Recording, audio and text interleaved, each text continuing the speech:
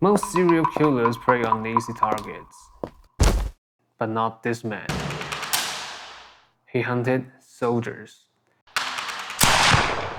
He single-handedly forced Beijing into martial law. Armored vehicles, night vision, the entire city hunting one man. But his rampage started with just some stolen clothes. 1983, Bai Baoshan was 26. His crimes were petty, stealing 2 shirts, a bicycle, and some corn to feed his family, specifically his twin children. In most places, this would mean nothing. But Bai Baoshan was living through the era of Strike Hard, a ruthless anti-crime campaign. To give you an idea of the intensity, a woman could be sentenced to death simply for dating multiple men at the same time. Yes, death.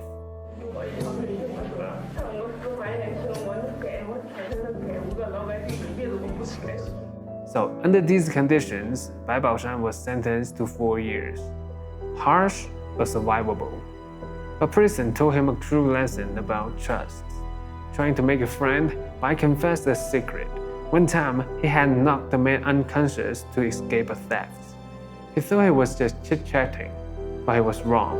The cellmate snitched immediately. His 4-year sentence was extended to 14 years. Outside, unable to bear the shame and the long wait, his wife divorced him, taking their twin children. Bai had lost his freedom, his family, and his future. By 1991, 8 years into his sentence, Bai Baoshan was transferred to a prison farm in the desolate wilderness of Xinjiang. He became a low-security inmate, allowed to herd cattle on the grassland unsupervised. It was just him and the 2 other prisoners, isolated in the vast nature. But the other 2 men were bullies. They beat him and humiliated him. Bai was used to this. Because of his family issue, he didn't start first grade until he was 14. He had been a giant among the 7-year-olds, mocked until he dropped out of school 3 years later. But deep in the desert, something inside him snapped. He was done with this weak life. He wanted revenge. He waited almost 3 years. Then he executed both bullies with a hammer and buried them. He faced the interrogation with ice-cold calm. No bodies, no proof. He walked away innocent. This was his awakening. He realized that taking a life gave him control. The timid father was dead. A cold-blooded predator was taking his place. Before prison, Bai was a natural talent with an air rifle, hunting birds for sport. Back then, the gun control was still loose. Now, facing release, he acquired ammunition from local shepherds. 1996, Bai Baoshan was released. He actually tried to go straight one last time. He went to the police station to register his residency. The ID paper required to get a legal job. But the police clerk saw an ex-con and treated him with condescension. It turned into a rebel fight. The police told him, "Come back in 2 years." Bai Baoshan walked out of the station with a terrifying realization. The society that locked him up for 14 years now refused to let him survive. If they wouldn't let me live as a man, I would live as a monster. Bai had the bullets, but he didn't have a gun. In 1996, China's gun control was tightening. You couldn't just buy a weapon from black market easily. So, Bai made a chilling calculation. If he couldn't buy a gun, he would take one from the only people who would openly carry them, the military. He began to hunt soldiers. March 1996, just weeks after his release, Bai targeted a sentinel at a thermal power plant. Under the cover of darkness, he moved like a ghost. He crept up behind the guard, knocked him unconscious with a heavy blow, and vanished into the night. Mission success. He walked away with a Type 56 semi-automatic rifle. Most criminals would stop there, but Bai was a perfectionist. He felt the rifle was too long, too hard to hide. He decided he needed a handgun. Less than a month later, he struck again, this time targeting a military base.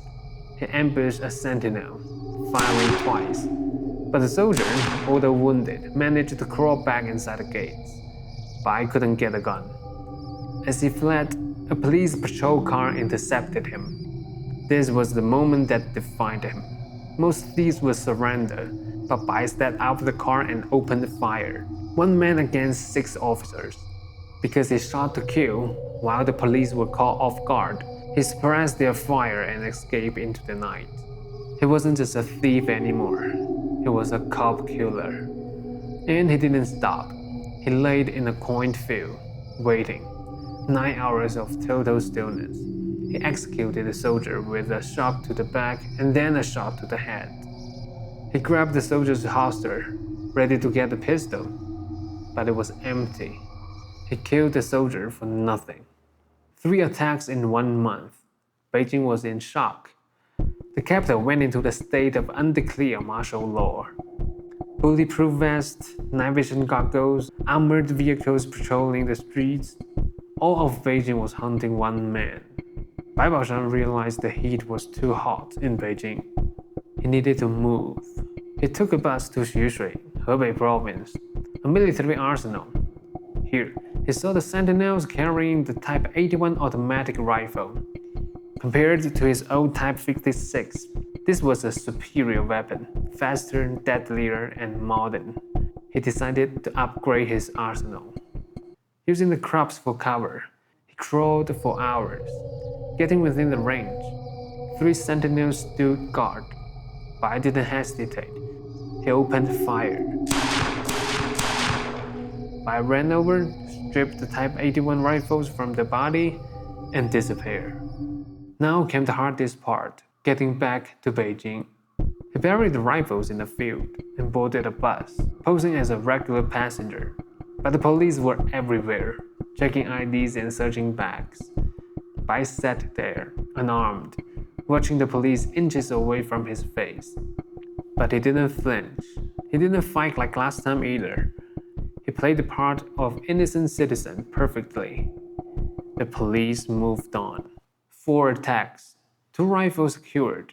Bai Baoshan had successfully leveled up. The preparation phase was over. It was time to use those guns to get what he really wanted: the money.